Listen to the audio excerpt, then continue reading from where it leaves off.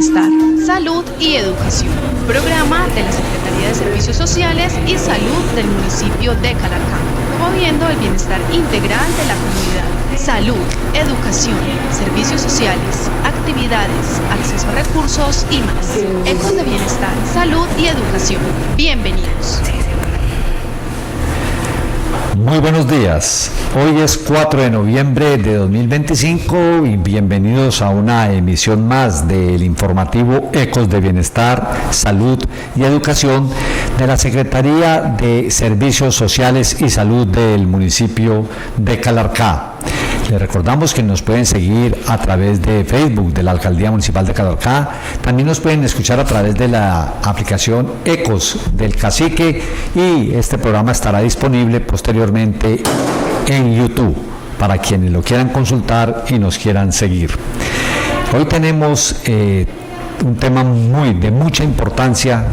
Les pido el favor de que estén pendientes porque es un tema que tiene que ver, un tema de mucha actualidad como todos los temas tan importantes que se tratan aquí en este programa. Pero antes saludamos muy especialmente a Dayana Castillo. Dayana, bienvenida, muy buenos días. ¿Cómo le fue este puente? ¿Cómo amaneció hoy? Muy buenos días, don Carlos, muy bien, gracias a Dios. Es una mañana fría, pero aquí con las pilas puestas siempre para trabajar por la comunidad. Sí, a veces cuando amanece así un poco de frío tiene uno también mucho ánimo para trabajar y emprender las labores, ¿no? Sí, siempre. Bueno, el tema que hoy nos ocupa ha sido denominado Voces por la Vida, una opción para vivir sin cáncer, Dayana. Sí, don Carlos, el tema de hoy es muy importante porque es la prevención del cáncer, de los diferentes tipos de cáncer, tanto de colon, de seno, de cuello uterino, o sea, es muy importante tomar esas medidas para prevenirlo. Y para eso hoy contamos con Diana Carolina Vanegas Gualteros, que es el enlace de las rutas integrales de atención en salud de la Subsecretaría de Salud e Inclusión Social. Que es la que llaman RIAS, ¿no es cierto? Son las RIAS. Las RIAS. Muy bien. Diana Carolina, muy buenos días. Bienvenida a Ecos de Salud y Educación. Bienestar, Salud y Educación. Muy buenos días, ¿cómo están? Muchas gracias por la invitación a este programa y como le decía la compañera Dayan, la prevención es lo más importante que podemos encontrar en el momento del cáncer, ¿cierto? Porque eso que nos va a permitir una oportunidad más para poder seguir viviendo, como dice hoy el programa. Bueno,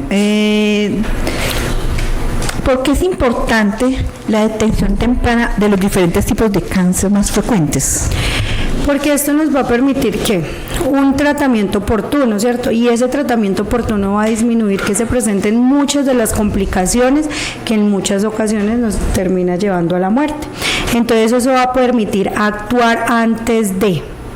Entonces la importancia de no solamente asistir a los controles médicos cuando padecemos el dolor o cuando ya hemos detectado algo más, sino estar prevenir, ir a las consultas médicas, todas esas promociones que se hacen con las rutas integrales de salud. Por eso son rutas integrales de salud, las que son programas gratuitos que están abiertos a toda la comunidad, que nos está enfocando desde que iniciamos nuestra vida hasta que llegamos a nuestra vejez. Entonces son programas donde nos van a mandar una serie de exámenes, donde vamos a tener mucha disponibilidad de los entes de salud, tanto del funcionario como de las prestadoras de servicio, para hacer exámenes preventivos, que no solo los exámenes, también vamos a tener que mirar todos los antecedentes personales, antecedentes familiares, toda esa estructura que pueden ser un factor de riesgo para llegar a padecer ese cáncer. Bueno, Diana Carolina, ¿cuáles son los principales factores de riesgo que se pueden detectar para desarrollar cáncer de seno, de cuello uterino, de próstata y el de colon? Bueno, tenemos, digamos, en el cáncer de seno antecedentes familiares, sabemos que en las mujeres tenemos mucho alteraciones al nivel del proceso hormonal, esos son factores de riesgo. Hay veces se hacen tratamientos hormonales que perduran mucho tiempo, esos tratamientos hormonales también no son un factor de riesgo, y digamos también tenemos alteraciones que vienen desde la genética.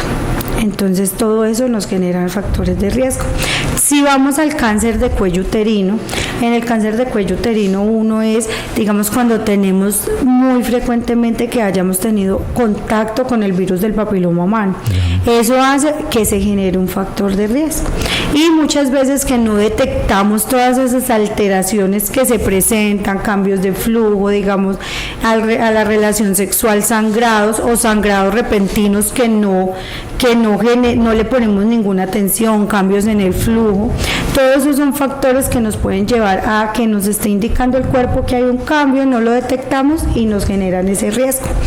Ya con lo que es el cáncer de colon tenemos, digamos, la disminución en consumo de fibras, el agua, que es una fuente no solo para el riñón, sino también para toda la movilidad intestinal. Entonces lo que es el bajo consumo de fibra, el bajo consumo de agua, el sedentarismo, todas esas comidas que nosotros generamos como comidas chatarras.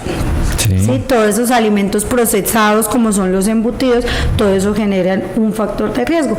Pero si vamos a apuntar casi a todos, siempre tenemos que tener algo muy en cuenta, que son todos esos factores genéticos, antecedentes personales o antecedentes familiares. Y el de próstata, que es un cáncer tan recurrente en los hombres. El de próstata son antecedentes familiares. Casi todos vamos a ver que los cánceres siempre vienen con un antecedente familiar, entonces por eso es la necesidad de la prevención para disminuir estos factores de riesgo. Y debemos tener en cuenta todos esos signos que pueden venir con la alteración de ellos. Bueno, hablando de signos, muchas personas no van al médico porque dicen que se sienten sanas. ¿Qué señales, sí, o qué síntomas tempranos puede alertar a una persona para ir al médico? Bueno, si vamos al cáncer de seno, ¿cierto? Vamos a hablar de las señales. ¿Qué tenemos que aprender a conocer nuestro cuerpo? Tanto en el hombre como en la mujer, ¿cierto? Porque nosotros muchas veces no nos inspeccionamos. Si vamos al cáncer de seno, lo que son los senos, la mama empieza a hacer unos cambios, entonces usted va a ver características en la piel que vienen acompañadas, digamos, como lo que es la piel de naranja, que son como esos pequeñitos hoyuelos que se dan en la piel, que haya presencias de secreciones. Es normal que nosotras como mujeres tengamos un seno más grande que el otro, sí. Pero ¿qué pasa? Cuando ese tamaño ya se nota algo muy extremadamente grande, que usted va a ver que uno está más inflamado. Es muy evidente. Es evidente el cambio, digamos, en la anatomía. Sí. La inversión del pezón, que ese pezón se entra, como que se entra, no lo va a ver usted hacia afuera, sino que lo ve un poquito adentro. Entonces, esas son características, secreciones, que la secreción que nosotros tengamos cuando estamos en el periodo de lactancia. De resto, digamos, no tenemos por qué secretar nada por el pezón. Entonces, esas características. Hay algo muy importante, que nos hagamos el autoexamen de seno, que aprendamos a conocer las características que tienen nuestros senos, pararnos frente a un espejo y mirar si están iguales, si hay algún cambio, si notamos algo diferente. Pero no solo vamos a mirar los senos. ¿Desde dónde tenemos que mirar esto? Desde la parte de la axila, porque ahí se empiezan a inflamar gangliecitos que nos pueden indicar un cambio a nivel de la contextura y del seno. Bueno, Diana Carolina, yo insisto en el cáncer de próstata, también la detención, los síntomas, y lo digo porque como hombres todavía hay mucho tabú, es decir, hay machismo, hay temor a la pérdida de la virilidad o masculinidad al decir que tiene cáncer, exactamente, por el examen que hay que hacer. Está el antígeno y está el tacto rectal, pero también el temor de que si los van a intervenir, pues se pierde la capacidad, se pierde la libido, pues mucho tabú al respecto, pero yo creo que hay unos síntomas que lo puedan detectar de manera temprana y pueda ser prevenido a tiempo. Bueno, con el cáncer de próstata tenemos que fijarnos que la dificultad para orinar, que esa orina venga de pronto con acompañamiento, o que usted orine sangre, o que la orina la vea acompañada de pronto de un color diferente, que usted vea como, pues, me acompañó como de sangre, ¿sí? Y dolores, porque usted empieza a tener como molestias, hay veces al orinar, unas veces puede, otras veces no puede. Entonces esos cambios a nivel de la micción al momento de orinar es donde deben de generar esa prevención de que, bueno, acá está pasando algo porque voy a orinar y orino poquito, ¿sí? Sí. Yo no hago un chorro completo, sino a poquitos. Y fuera de eso sale sangre o veo que hay un cambio, digamos que mi orina viene acompañada de sangre. Ya. Entonces en esos son los signos que debemos tener. Y con el colon vamos a ver que va a empezar a haber disminución en el tránsito intestinal, o sea, dificultad para nosotros poder evacuar. Sí. ¿Sí? Dolores abdominales, también en ocasiones sangre, las heces acompañadas con sangre o sangrados rectales. Entonces son todos esos signos que nosotros debemos tener en cuenta para disminuir esos riesgos y atendernos, porque muchas veces empezamos con las molestias y empezamos a prolongar esa cita médica, porque me ocupé, porque esto, y ya cuando llegamos al momento de la cita médica ya es tarde.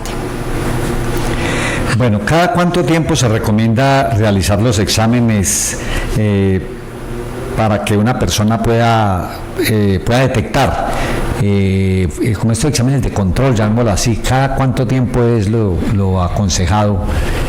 Bueno, tenemos una resolución que es la que nos apoya todas las rutas integrales, donde ella define unas características para hacer, digamos, cada uno de estos exámenes. Si vamos Eso va de acuerdo también según la edad y al sexo, ¿no? A la edad, al sexo y al riesgo. Perfecto. Porque, por ejemplo, tenemos la primera, que es la toma de citología, que es uno de los exámenes que es incómodo, un poquito molesto. ¿En qué? Porque es donde pasan la intimidad de la mujer y muchas veces las personas o las mujeres evitamos ir. Ahora, ¿dónde lo dicen? De 25 en adelante se puede realizar usted su primera citología. ¿Cómo es esto? Esta citología viene acompañada del resultado. Entonces, si mi resultado en la citología no tiene ninguna alteración, me lo puedo hacer cada 3 años. Pero si tiene alguna alteración, ya hay un proceso donde la ve el médico, la ve la enfermera, y dependiendo se mandan exámenes adicionales para mirar qué está pasando, y de ahí se parte el seguimiento, si se va a hacer cada año, cada 6 meses, pero sí empezamos a los 25 años, a no ser que sea una persona que tenga el riesgo. Por ejemplo, una adolescente que está después de los 17 años, pero resulta que ella llega a la consulta y tiene múltiples parejas sexuales. Entonces ahí hay que iniciar con ese proceso porque ella tiene un riesgo, y vemos que no solamente es el cáncer, sino todo el proceso que viene de pronto con relaciones sexuales inseguras. Si vamos a la mamografía se manda después de los 50 años. ¿Para qué? Porque igual que la de próstata y la sangre oculta en heces, que sería para el colon. ¿Por qué se mandan después de los 50 años? No porque en ese proceso, digamos, empiezan a haber muchos cambios a nivel del cuerpo, a nivel del sistema inmunológico, a nivel de todos nuestros sistemas. Entonces es allí donde empezamos a tener mayor riesgo. Pero esto no quiere decir que si estamos jóvenes no nos va a dar. Entonces, ahora mencionaba Diana Carolina los tratamientos hormonales como algunas causas o que pueden causar algún tipo de cáncer. ¿Esos tratamientos hormonales los mandan o se los hacen por cuestión estética o por cuestión de comodidad? Muchas veces es cuestión estética, pero también vemos que uno de los riesgos en nosotros las mujeres son los métodos anticonceptivos, porque nos hacen unos cambios hormonales. No quiere decir que el método anticonceptivo sea malo, no, porque es un método prevenible, pero sí genera ciertas alteraciones a nivel del cuerpo que nos ponen en riesgo.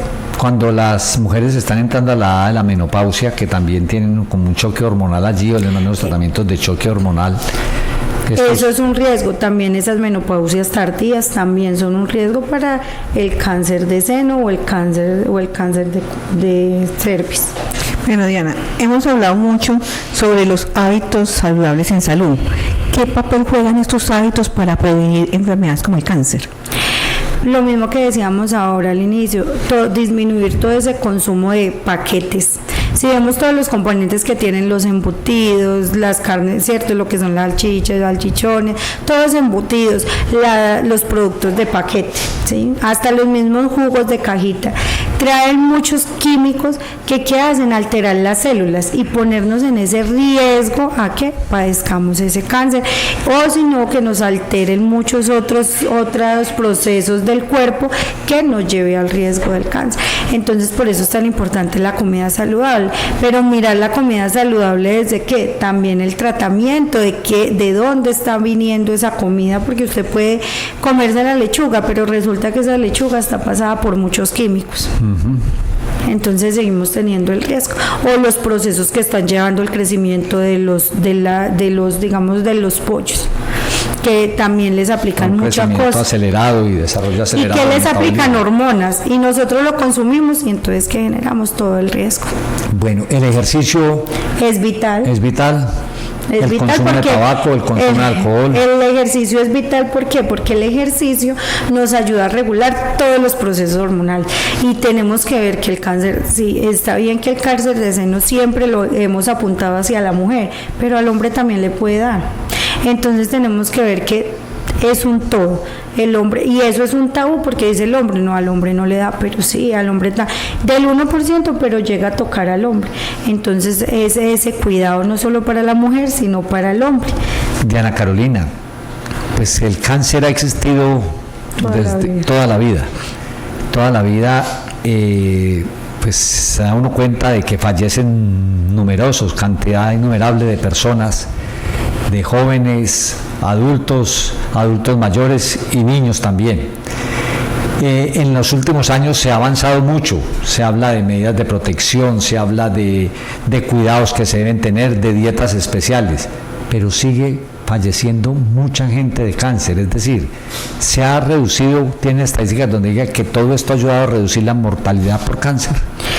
Lo que pasa es que ahora tenemos como ciertas dificultades en los tratamientos oportunos, ¿sí? Pero no solamente eso. Hacen el diagnóstico que la persona tiene cáncer y usted llama o tiene un riesgo, porque usted no le va a decir a la persona tiene cáncer, no, si no se le detecta un riesgo, una alteración, ya sea en el colon, en la próstata, y muchas veces ¿qué hace la persona? Evade la cita médica, evade el tratamiento. ¿Por qué? Porque miramos que si usted le dan un diagnóstico, esto viene no solo acompañado del diagnóstico médico, sino de un choque psicológico, porque es que usted le dicen la palabra cáncer y asusta. Claro, lo asocia inmediatamente con me va a morir. Con se va a morir. Y entonces, ¿qué pasa? Mire que en el mismo afrontamiento que da la palabra cáncer, esto hace que genere una reacción en la persona, pero mire que no solamente la persona, sino todo lo que se altera en el funcionamiento de su cuerpo, porque, por ejemplo, la persona llega con el cáncer, pero muchas veces no es el cáncer, sino que lo que la lleva a la muerte, sino que en su proceso, que la depresión, que la ansiedad disminuyen las defensas del cuerpo, porque si vamos a hablar, la ansiedad y la depresión, ¿qué hacen? Afectan el sistema inmune. Al verse afectado el sistema inmune, ¿qué va a hacer? Que ese proceso de la enfermedad sea más, genere como más impacto en el cuerpo y se propague. Entonces eso, yo digo que el cáncer viene acompañado de muchos factores, no solamente a lo médico, sino a lo mental. ¿Cómo influyen las vacunas, positiva y negativamente? Porque hay mucho mito también alrededor de que a través de lo del COVID, la vacuna contra el COVID, pues que las vacunas han venido exacerbando a la aparición de nuevas enfermedades, entre ellas diferentes tipos de cáncer. ¿Cómo influyen las vacunas positivamente o negativamente, especialmente la del papiloma humano, en la prevención del cáncer de cuello uterino y otros tipos de cáncer relacionados? En definitiva, su opinión sobre las vacunas, positiva y negativamente para el cáncer. Bueno, como cualquier medicamento tenemos reacciones adversas, ¿cierto? Tenemos de que nos vaya a dar de pronto una fiebre, malestar. Que la vacuna sea mala, no es mala. ¿Por qué? Resulta que esa vacuna no va a evitar, hay algo que debemos aclarar, es que la vacuna no evita que usted le dé el cáncer, pero que va a disminuir el riesgo de la forma o de cómo se complique la enfermedad. La vacuna del VPH, que es del virus del papiloma humano, se indica para que ella alcance a digamos, contrarrestar más de 70 como genotipos que hay de esos cánceres, porque esos son muchos. Pero ¿qué va a hacer? Ayudar a disminuir todos los efectos colaterales que vienen con el cáncer. Entonces es muy importante que veamos que la vacunación es la fuente preventiva que tenemos que tener en cuenta en este momento. ¿En qué momento está la vacuna? En las niñas y niños de 9 a 17 años. Esa es la edad, pero esto no quiere decir que una persona después de los 17 no se la pueda aplicar, se la puede aplicar. Lo que pasa es que ya no está dentro del esquema de vacunación, ya no es gratuita, sino que tendría un costo. Pero sí sería bueno. O que la persona que tiene el virus del papiloma no se la pueda aplicar, sí se la puede aplicar porque va a disminuir sus complicaciones. Perfecto. Diana, todavía existen muchos mitos y miedos, sobre todo a los exámenes para prevenir ciertas enfermedades. ¿Cómo podemos contrarrestar esto? La educación. Es muy importante que desde de todas las entidades de salud promocionemos, ¿cierto? Demos información verídica y oportuna de cómo son los procesos, cuál es la importancia de realizárselo, porque si no educamos, ¿qué permitimos? Que haya desinformación, que es lo que genera la mayor parte de tabú, de los miedos, de que no nos vacunemos, de que no nos hagamos el examen, que porque duele, que porque sangro, entonces sí, hay una buena educación a toda la comunidad, pero no solo a la comunidad, si hay una buena educación de cómo llegar a esa comunidad desde los profesionales de salud, que somos los que tenemos ese contacto, todo va a mejorar y la gente va a empezar a llegar a esas entidades, pero también que la entidad permita el acceso oportuno a esos servicios, porque muchas veces usted le mandan el antígeno y es un problema, que el tacto, entonces muchas veces esas barreras también afectan esos procesos. ¿Cuál es la diferencia que hay, entre detección temprana, diagnóstico y tratamiento oportuno? Bueno, pues la detección temprana de lo que hablábamos, esta nos va a permitir caracterizar o distinguir ese riesgo que puede llevar a la población a padecer de.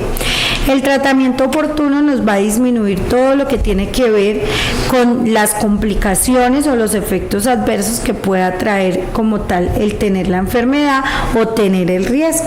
Y me preguntaba por... ese de la detección temprana, el diagnóstico y el tratamiento oportuno. Y el tratamiento, pues si tenemos un tratamiento... ¿Por qué lo digo? Porque pues me lo detectaron tempranamente, pero me han dado un diagnóstico, ¿no es cierto? No es que porque me lo detectaron, ese ya es el diagnóstico. No, por eso le decía, cuando hay una detección nos indica un riesgo. Un riesgo. Entonces, ¿qué tenemos que hacer después de esa detección?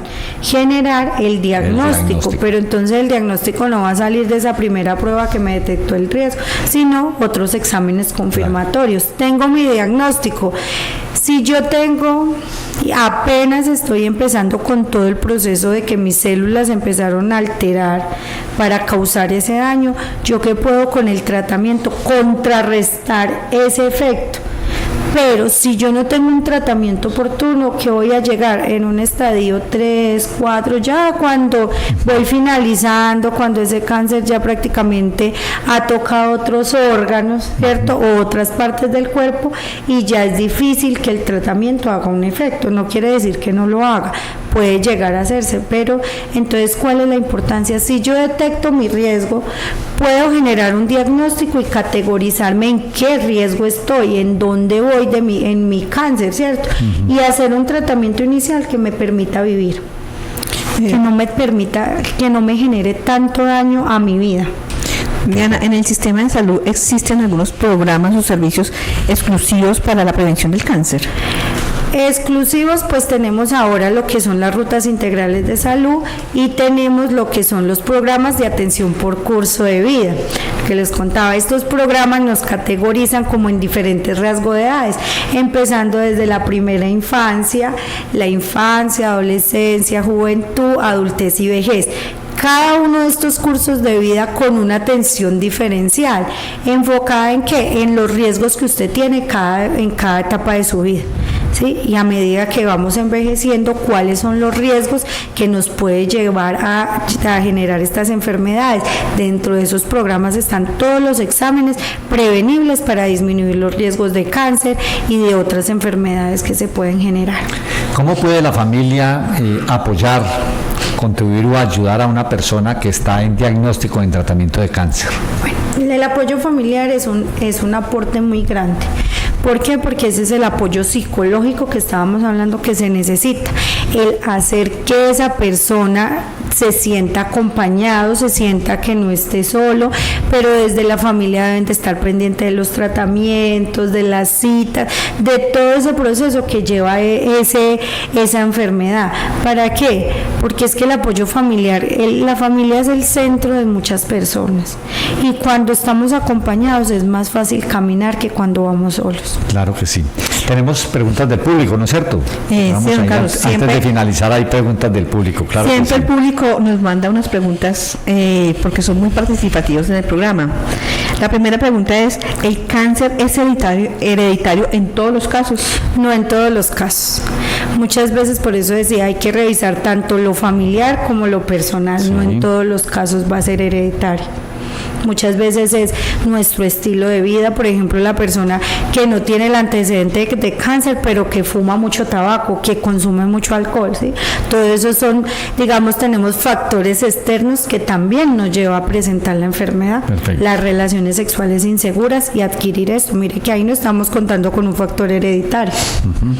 Diana Carolina, esta también es muy recurrente y es una pregunta también que nos hace el público. ¿El estrés puede causar cáncer? Sí, puede causar cáncer, pero debe ser, digamos, es cuando pasa a ser un estrés crónico, un estrés que ya no puedo controlar, que me va a afectar mi sistema inmune. Entonces ahí sí puedo generar un riesgo. No que yo me estreso ahorita porque no hice tal actividad, el niño que no hizo la tarea, no, tiene que ser un estrés crónico para que llegue a afectarnos nuestro cuerpo, nuestro sistema inmune y corramos el riesgo de generar el cáncer. ¿Es verdad que el cáncer solo afecta a personas mayores? No, eso es completamente falso, por lo mismo que lo estábamos hablando, que afecta, hay cáncer infantil, hay cáncer en niños. ¿Qué pasa? Que donde más riesgo sí tenemos es cuando empezamos nuestro proceso de envejecimiento, por todos los cambios hormonales, por todos los cambios de nuestro sistema, pero eso no quita que el niño, el adolescente tenga el riesgo. Y más hoy en día con los adolescentes y todo su estilo de vida, entonces hay que tener mucho cuidado con ello. Bueno, Diana Carolina, ¿qué mensaje final daría a la audiencia para motivar el autocuidado y la prevención del cáncer? Que no asistamos simplemente a las citas médicas o a estas citas de control porque somos hipertensos, porque somos diabéticos o porque tenemos el dolor en la espalda, no. Tenemos que asistir también cuando estamos sanos, porque esa es una forma de nosotros fortalecer nuestro cuerpo y seguir estando sanos. O que si se encuentra algo mal en nuestro organismo, lo podamos detectar a tiempo y darle un tratamiento oportuno. Bueno, como esto podemos concluir como en tantos otros programas, Dayana y Diana Carolina, y es que es mucho lo que podemos hacer como comunidad, como personas, para prevenir el cáncer y para apoyar también a las personas que lo padecen. Es decir, depende de esa detención temprana, del autocuidado, del control, del seguimiento, pues para que podamos tener un tratamiento adecuado para el cáncer, un flagelo que azota a la humanidad y que lamentablemente pues son muchas las vidas que se pierden, pero con estos mensajes que estamos transmitiendo vemos de que hay formas de que no estamos solos, que tenemos el apoyo y que debemos también con una actitud muy positiva y con mucho cuidado, mucho autocuidado podemos hacer la detección temprana de muchos tipos de cáncer. La prevención es la clave. La prevención es la clave y eso depende de una cultura también, de que tengamos una cultura de la prevención. De la educación que se reciba de parte de las entidades y la educación, de salud. Exactamente, la educación en salud, prevención y educación para la salud, sí. Exactamente. Diana Carolina, muchas gracias. Muchas gracias por haberme permitido estar hoy acá. Muy importante esta información y con seguridad que más adelante vamos a seguir hablando de este tema, sí, porque siempre, como lo dijimos, es importante tener informada a la comunidad al respecto. Dayana, creo que el tema de hoy, como siempre, es muy interesante y hemos cumplido con nuestros seguidores, con nuestros oyentes y con la comunidad. Y reiterarles la invitación de que siempre nos vean todos los martes a las 10 de la mañana en Ecos de Bienestar, Salud y Educación. Así es. Y a todos ustedes que tengan un feliz día y hasta pronto. Gracias. Ecos del Cacique. Hemos presentado Ecos de Bienestar, Salud y Educación, programa de la Secretaría de Servicios Sociales y Salud del municipio de Calarcá, promoviendo el bienestar integral de la comunidad. Salud, educación, servicios sociales, actividades, acceso a recursos y más. Ecos de Bienestar, Salud y Educación. Les esperamos en nuestra próxima emisión.